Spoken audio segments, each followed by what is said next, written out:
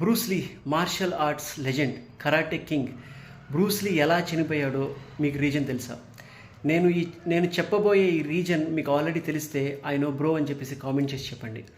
బయట టాక్ ఏంటి అంటే బ్రూస్లీ గర్ల్ ఫ్రెండే రోజు బ్రూస్లీ తినే ఆహారంలో విషం పెట్టి చంపింది అని బయట టాక్.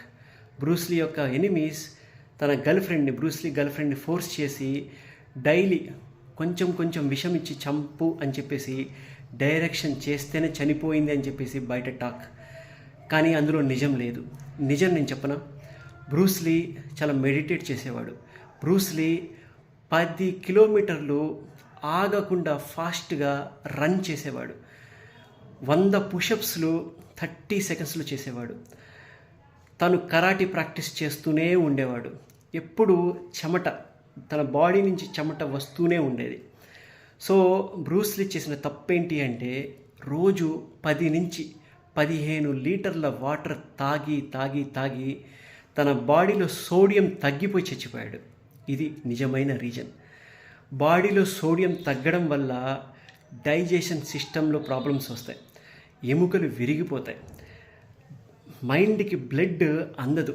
సోడియం తగ్గడం వల్ల మైండ్ పనిచేయదు, రక్త ప్రసరణ సరిగా అవ్వదు, రక్తం పలుచబారిపోతుంది ఎక్కువ వాటర్ తాగడం వల్ల.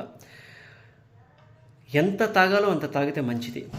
చాలామంది అనవసరంగా లీటర్ల వాటర్ తాగితే మంచిదని చెప్పేసి కడుపు నిండా ఉదయం లేచినప్పటి నుంచి చెంబుళ్ళు తాగుతూనే ఉంటారు.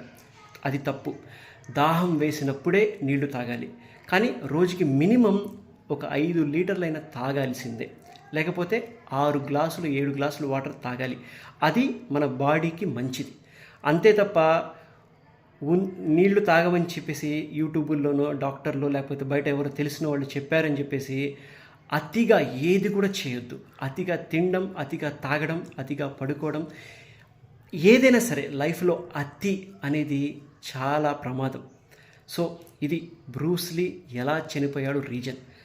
10 నుంచి 15 లీటర్ల వాటర్ రోజు తాగి తన బాడీలో సోడియం తగ్గి బ్రెయిన్ ఫంక్షన్ అవ్వక రక్తం కక్కుని చచ్చిపోయాడు. ఇది రీజన్.